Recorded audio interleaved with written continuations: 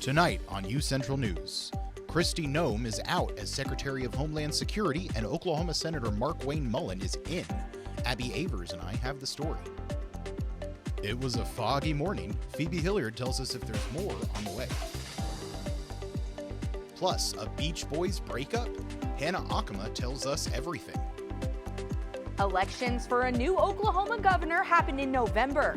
House Minority Leader Cindy Munson will be in later with some key components of her campaign.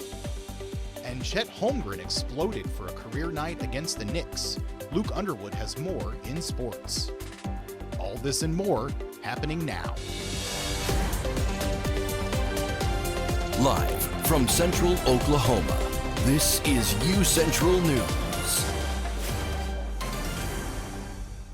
Good evening, I'm Abby Avers. And I'm Phil Rodriguez. Welcome to this edition of UCentral News. In breaking news, President Trump has fired Department of Homeland Security Secretary Kristi Noem. And Oklahoma Senator Markwayne Mullin will be replacing Noem. The president announced on his social media platform, Truth Social. This comes after the president spoke with Republican lawmakers about his displeasure with Noem, and Senator Mullin was a frontrunner in names for the security's replacement. The president has been particularly frustrated with Noem after approving a $220 million ad campaign to encourage immigrants to, quote, self-deport. According to the president's post on social media, Senator Mullin will effectively become the secretary at the end of this month on the 31st. Trump also praised the senator, saying, quote, serving 10 years in the United States House of Representatives and 3 in the Senate, Markwayne has done a tremendous job representing the wonderful people of Oklahoma. The University of Central Oklahoma has received nearly $284,000 in federal funding to support its forensic science program. The funding was secured through community project funding by Stephanie Bice and will go toward new equipment and facility upgrades at the university's W. Roger Webb Forensic Science Institute. According to university officials, the money will help purchase advanced lab instruments for chemistry, firearms, and forensic anthropology labs. It will also improve technology used for crime scene investigations and cold case analysis, along with upgrades to DNA and biological science classrooms. Todd Lamb, president of the university, says the funding will help strengthen one of the nation's leading forensic science education programs and support training for future law enforcement professionals. The institute has grown rapidly in recent years, expanding from fewer than 100 students in 2009 to more than 1,000 today. Now, we've been talking about the severe weather, and it's officially rolling in today. Phoebe, where's the timeline? Hey Broncos, it's Showgirl Phoebe, and I'm here with your UCO current weather condition update. It is 70 degrees and very cloudy outside, and that really had an effect on the fog that you probably saw this morning when you were driving, so that might be the case for a few more days, so please be careful. Winds are coming in from the south-southeast at 12 miles per hour, and humidity is up to 82%, and it feels like 70, so we're not too far off track. So, looking ahead, severe chances of really bad weather leading into tomorrow, so please be safe. And with that, this weekend is going to be very humid because of the rain that we're going to get tomorrow, and now we see more rain coming in next week. For this and more, come back for your full weather update next. Back to you guys at the desk. Thank you, Phoebe. John Kilpatrick Turnpike in Oklahoma City is currently undergoing construction. Zach Sexton reports from the Turnpike. I am standing here on Northwest Expressway near John Kilpatrick, where they are starting road construction on the Turnpike. The road construction starts near the Wilshire Boulevard exit and spans to a mile north of 122nd Street in Oklahoma City. Road construction started on Monday, February 23rd, and the project will add a 12-foot driving lane, an 11-foot shoulder, and a median to the Turnpike. The Turnpike has been open since September of 1991, since its first 9.5-mile stretch. The Oklahoma Turnpike Authority estimates that at least 76,000 people per day travel on the Turnpike. The Turnpike is going to be staying open during the construction, and the construction is going to end around spring of 2027. Back to you guys at the desk. Thanks, Zach. Great stuff. The Oklahoma Senate has rejected a bill that would have required more transparency and oversight from the Oklahoma Secondary School Activities Association, the group that oversees high school sports and activities across the state. Senate Bill 2005 failed in the Senate Education Committee on a 6-4 vote at the state capitol. The proposal would have required the association to follow state open records and open meeting laws, complete annual financial audits, and change how its governing board is appointed. The vote comes after Kevin Stitt called for eliminating the organization during his State of the State address, saying some eligibility decisions have hurt student athletes. Meanwhile, another proposal, Senate Bill 1890, has been introduced. That bill would dissolve the OSSAA and create a new state-run Oklahoma Athletics and Activities Commission to oversee school sports. Now, as we were talking about, there's a chance of some severe weather tonight, but is it actually going to happen? I'm jumping ahead here. Coming up with Abby is in studio with the House Democratic leader, Cindy Munson. Phoebe will have your full look after the break.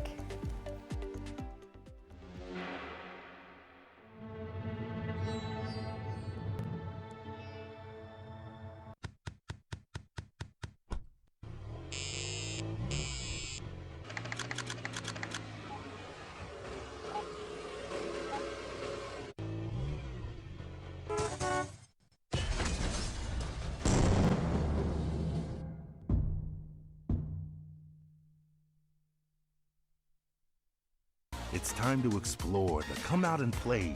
Our city is waiting, so what do you say? Whether daytime or nighttime, the right time is now. Finding those moments to make you go wow. Amazing new places to fit every mood. Shopping and dining. Did we mention the food? There are green parks and ballparks and water parks too. Museums, attractions, and also a zoo. The modern frontier is the friendliest place. Now is the time for your dreams to be chased.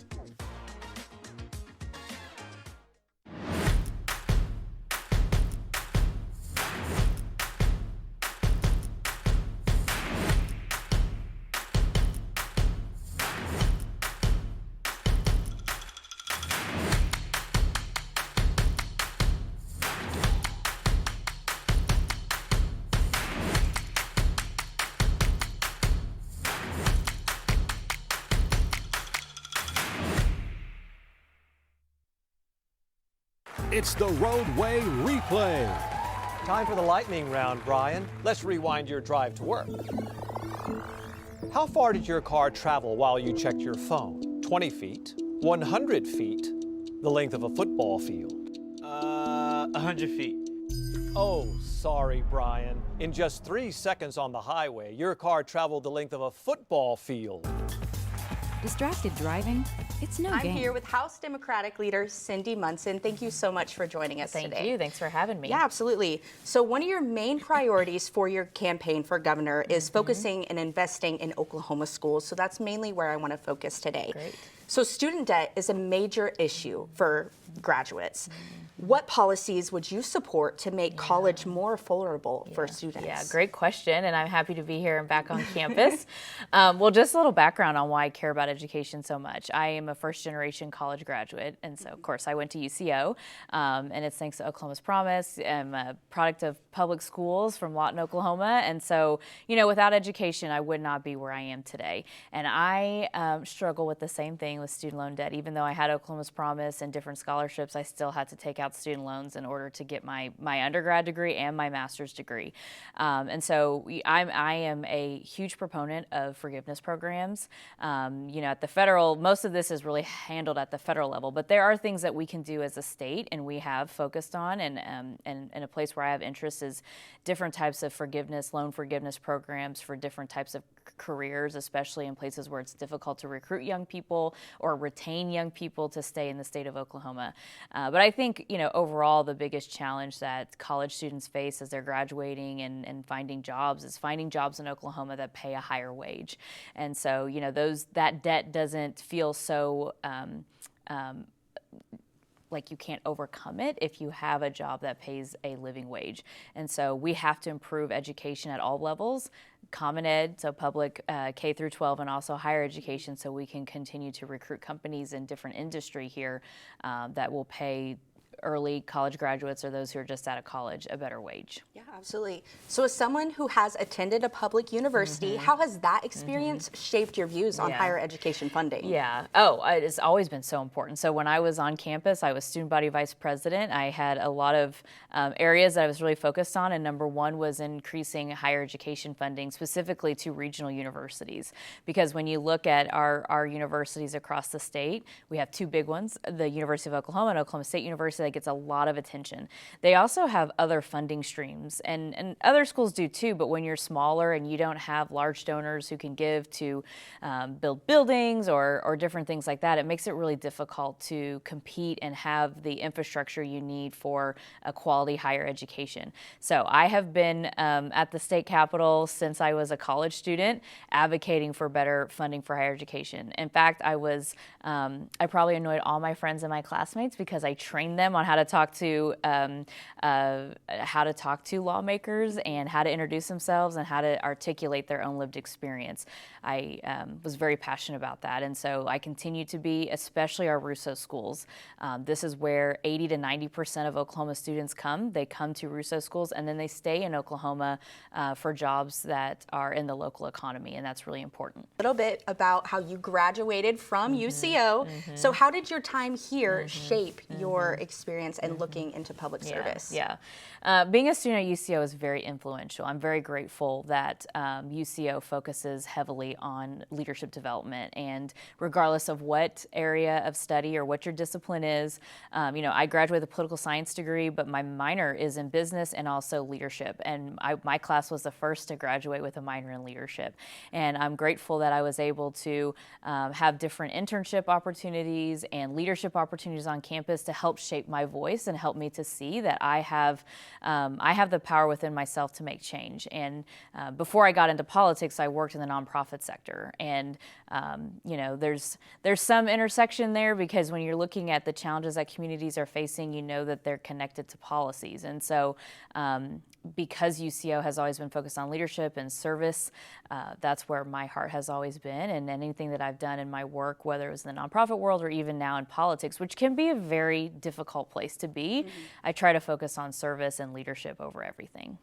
So looking back at your time as a student here, did you ever imagine you'd be running for governor one day? No, I didn't. I mentioned being very active in student government. I was also very active in high school, and so I've always been very passionate about serving people, passionate about politics, making sure our leaders are held to a higher standard. That's always been important to me.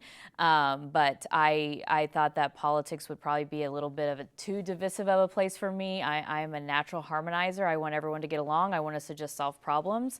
But when I looked back on my own lived experience and then my work in the nonprofit world, I decided that, someone like me needed to stand up and be in politics. I was recruited. I didn't just wake up and do it. And actually the first time I was ever asked to run for office, I came back here to speak to a leadership class, and that's where the first question was posed to me. And I was like, no, I love doing what I do. So no, actually being on campus right now and thinking about where I am today, I'm very grateful again, just for all the experiences I've had that has shaped me, and why it's so important to invest in education, because who knew, and it certainly should be something I'm doing. I don't fit the profile of a gubernatorial candidate, but I think that's what makes this time and me running so important. Absolutely. Now, before you go, you'll be back on campus later this evening to speak at an event. Tell us a little bit about that. Yes, I'm very excited about this. I always love coming back to campus and speaking to students, but this is the Asian American Student Association that I've been invited back to talk about perspectives of the Asian experience and leadership experience. And as I am the first Asian American woman to be elected to the legislature and the first to run for governor, and so I think it's important that students see that, look what's possible. Anything can happen, and what we look like and what our background is shouldn't stop us from reaching our dreams and going to the limit. And so I am very grateful and excited to be back and share a little bit about my experience and hear what's on the hearts and minds of students. And I hope that we do talk a little bit about the governor's race and what challenges and issues they're facing and what they want to see in their next governor. Awesome. Well, thank you so much for joining us today. Yeah, thank you for having me. Back to you at the desk. Thanks, Abby. Great stuff there. Well, it was a wet day today outside on the campus. Will it continue? Phoebe Hilliard has our full look at weather next. Hello guys, welcome back to your full weather forecast. Outside it is currently 70 degrees and cloudy with winds coming in at 12 miles per hour from the south-southeast. And since we saw that fog when we were driving here this morning, it is going to be 82% as a humidity, which is really high. And then Allergies. Tree pollen is still on the rise. Grass is kind of low, so we don't have to worry about that as much as ragweed and mold. So please be safe out there. Moving quickly into tonight, storms. We are watching this storm really closely because it is leading into this weekend. Winds coming in at 17 miles per hour from the south, and humidity is going down to 80%, but there is an 80% chance of rain.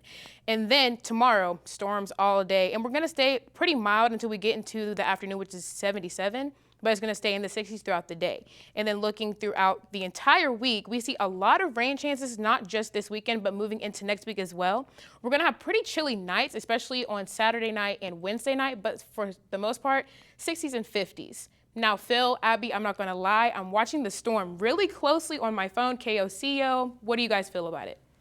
I mean, yeah, I'm definitely nervous, and I know all of Oklahoma needs to be weather aware this weekend. I'll keep an eye on it, but last I looked at it, it looked like it wasn't going to be that bad. I'm going to keep my fingers crossed. Thank you, Phoebe. Thanks, Phoebe.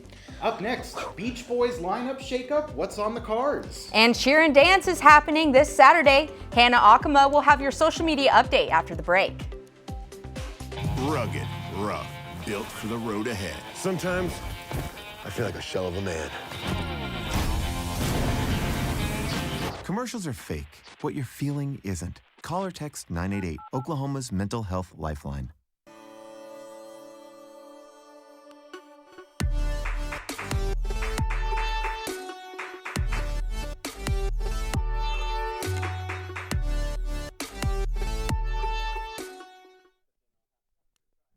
Emma, did you hear? Todd's in the hospital. Who's Todd? He got a collapsed lung from vaping. He thought it was cool. Not cool. Promise you won't vape, Emma. It can lead to a lifelong addiction, and we can't be friends if your lungs collapse. Bogus. Wacky sitcom teens aren't the best people to talk to your kid about vaping. Hey, you got a minute? You are. Start the conversation with your child about vaping today.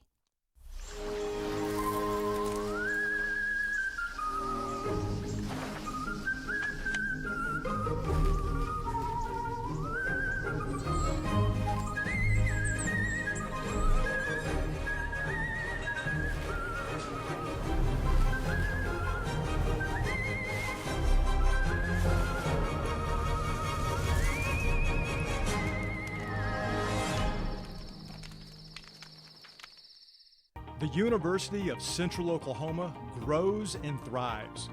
We move forward, daily living the Bronco way, being reflective of our neighborhood, community, history, and Oklahoma. This is what has made us who we are. Oklahoma's Metropolitan University, the third largest university in Oklahoma. This is where movement is. This is the University of Central Oklahoma.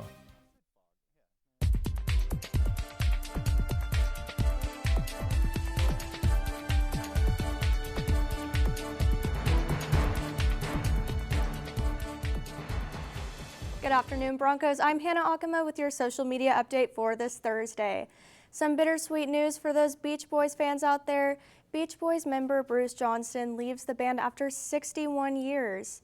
This isn't goodbye, it's see you soon, Johnston tells Rolling Stone. I am forever grateful to be part of the Beach Boys' musical legacy.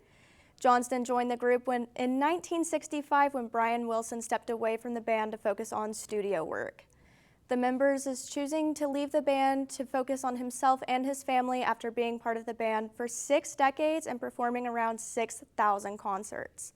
This leaves Mike Love as the last classic era member still in the band.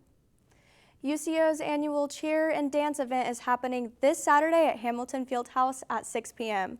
I interviewed Executive Director of Cheer and Dance Olivia Sander and Volunteers Director Emma Chase. Here's what they have to say. So Cheer and Dance is a competition between student organizations where they showcase their talent and individuality through stunts, cheers, and dances. Cheer and Dance is open to all student organizations, but this year primarily we mostly just have leadership and Greek life. Cheer and Dance started out in 1996. It was a part of Homecoming. It grew to a standalone event in 2021. It is now in Hamilton Fieldhouse. Cheer and Dance has ranged from just being fraternities and sororities to growing to Greek life, to now we're extending it to other organizations. And this year is our 30th anniversary and we're just having fun.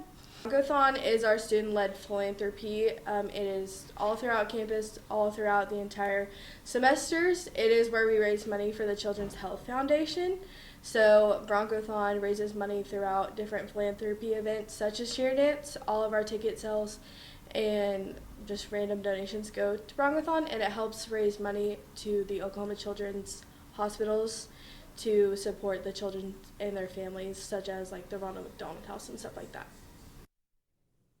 Personally, I'm really excited to watch cheer and dance. Abby, Phil, how do you guys feel about it? Oh, yeah. No, I love a good competition, whatever it's for, and cheerleading is always fun to watch, for sure. Yeah, absolutely. I'm definitely looking forward to it, and this year's theme is Chef's Kiss. Thank you, Hannah.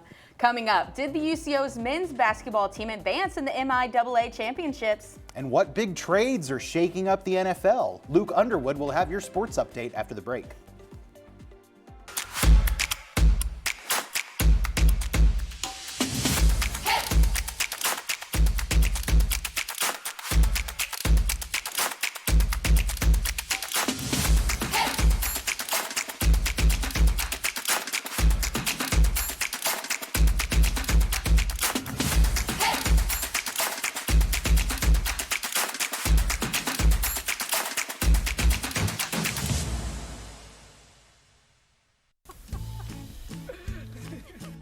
Sometimes it makes everything funny.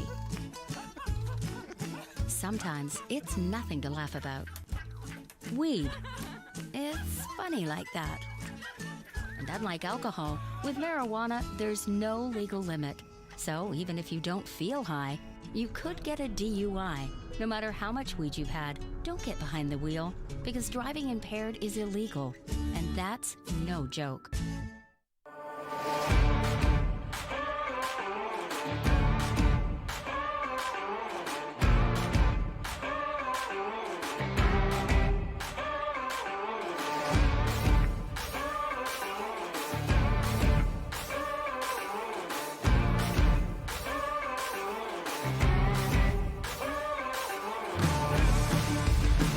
Hooves up, roll Chos. Today's a great day to cheer on the Broncos. Welcome back to the Pain Train. Okay, Sean, here's your final question. A train hitting your car is the same as your car hitting a boulder, a brick wall, or a soda pop can. A brick wall? At a whopping 20 million pounds, a train will crush your car like a pop can. Beating a train? It's a game you can't win.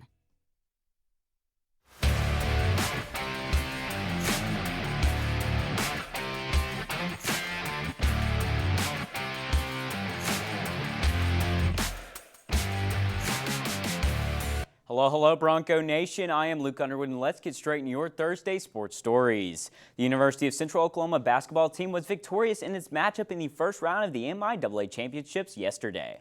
The number 9 ranked Broncos versus the number 8 ranked Pitt State Gorillas, which ended with the Chos caging the Gorillas with a final score of 62-53. The Broncos were led to victory by the team's MVP this season, Matthew Willenborg, who scored 21.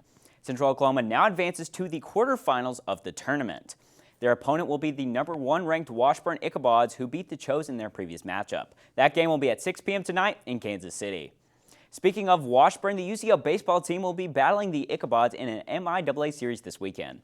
The Broncos versus Ichabods will take place on Friday, Saturday, and Sunday with one game each day. The first game of the series is at 3 p.m. tomorrow, followed by a game at 2 p.m. on Saturday and 12 p.m. on Sunday. All the games will be played at Wendell Simmons Field. Staying with the Diamond, the UCO softball team will be battling the Drury Panthers on Saturday. The Broncos will be hosting the Panthers, with the first game being at 12 and the second game being at 2. Both games will be live from Gary Pinkston Stadium. The Oklahoma City Thunder were victorious last night. The Thunder, who are now 49-15 on the season, took on the New York Knicks at Madison Square Garden last night, with the Thunder scraping by with a narrow 103-100 point victory. Chet Holmgren led the Thunder in points with 28, followed by SGA with 26. The Thunder will be back in action on Saturday against the 31-30 Golden State Warriors. Catch the Thunder versus Warriors on Saturday at 7:30 p.m. live from Loud City. Now over to the NFL for some big offseason news. First off, yesterday, All-Pro cornerback Trent McDuffie got traded away from my Kansas City Chiefs to the LA Rams in exchange for the 29th pick in the NFL draft, a 5th and 6th round pick in this year's draft, and a 3rd round pick next year. Another big trade happened this morning with the Buffalo Bills acquiring star wide receiver DJ Moore, as well as a 5th round pick from the Chicago Bears in exchange for the Bills' 2nd round pick in the 2026 draft. That's pick number 60.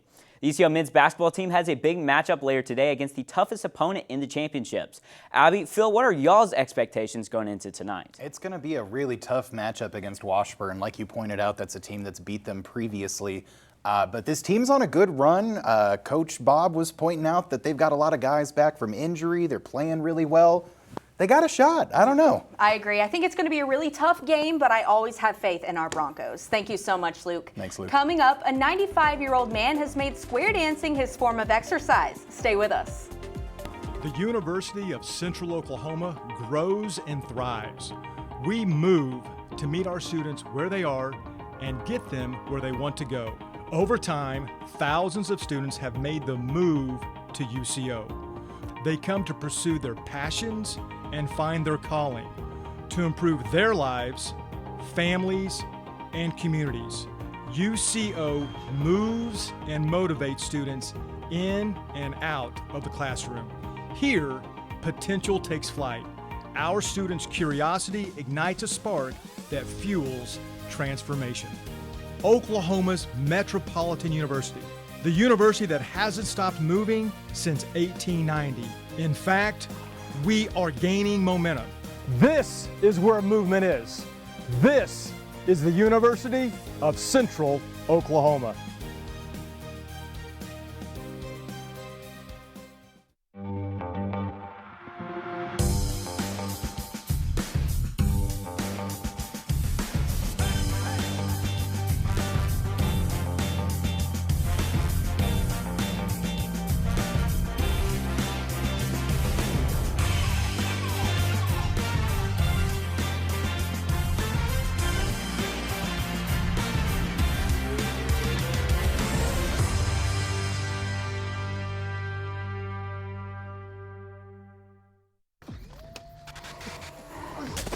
Multiple studies have shown that marijuana can slow both driver reaction and response time, which can be really dangerous. He's here. He's here. Wait. What? I can't drive. Why? My. Oh.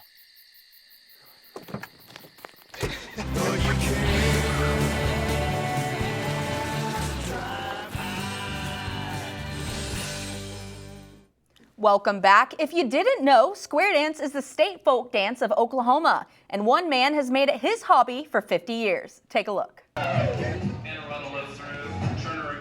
At 95 years old, most people are slowing down, but not Bill Stevens. A few nights a week, you'll find him right here on the dance floor. And for Bill, this isn't just a hobby. It's how he stays active. But it's not only the movement that keeps him hooked. Oh, yeah, just certain music. I don't like all the music he plays, but I like some of it, yes. There's some of it that's good. That honest review is for caller Jeff Hawley, who's watched Bill dance for years. You know, for his age, it's just, it amazes me, actually. He gets around the way he gets around, and he's mentally there, and everybody loves Bill. And it's easy to see why. Bill has been dancing on and off for 50 years. And with 5 decades of do-si-dos, swings, and promenades, you might be wondering what keeps him coming back. Exercise. Bill also met his dance partner, Gloria Carr, right there on the square. We just met in square dancing. He asked me to be his partner, and we've been dancing ever since. Since then, they've stayed in step, proving that square dancing is more than just patterns and calls. It's friendship, it's exercise, and it's tradition. And Bill is showing us one dance at a time that square dancing is meant for all ages. And at 95, he's proving you're never too old to keep moving. Reporting from Edmond, Oklahoma, Abby Avers, UCentral News. Wow. Really great stuff, Abby. I love that. I hope I'm love still doing that story spry. so much. It was Yeah. so much fun, and he was so happy to be interviewed. Like, it was just a blast. Man. Well, unfortunately, that's all the time we have for today. I'm Abby Avers. And I'm Phil Rodriguez. Take care of yourself, Broncos.